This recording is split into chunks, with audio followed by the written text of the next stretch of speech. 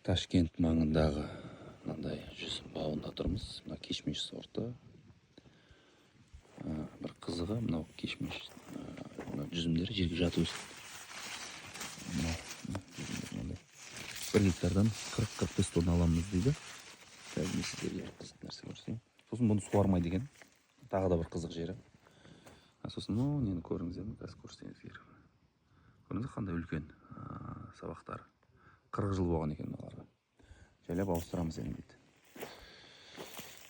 Қызық болатын болса айтып өте салайын дегенім ғой. Мыналарды былай гүлдегеннен кейін мынандай нелерін жұлып шығады. Жүзімге сағағына қалдыру үшін. Мына жерден питание нелер қоректалып кетпес үшін өзіне. Осылай болады. Өздігінен тозаңданады. Айқас тозаңданбайды екен.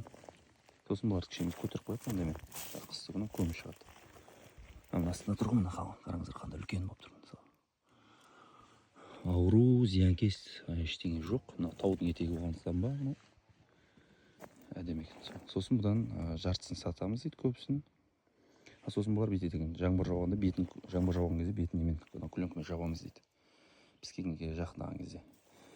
Өйткен кезде жаңбыр тиетін болса, мынаның арасына піскен кезде қалыңдап кетеді ғой мынаның арасы. Соның ішіндегі ауа кеппей қалады дейді.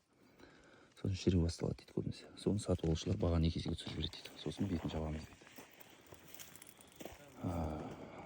Тағы не істейтінін айтты. Фунгицидті 2-3 рет береді.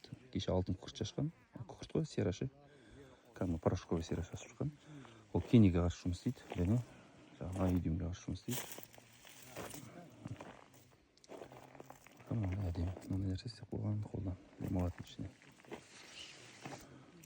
Қыстыгүні қайт көміп шығады мына жерге. Осындай қызық. Пайдалы болып жатса лайк басып қойырсыздар.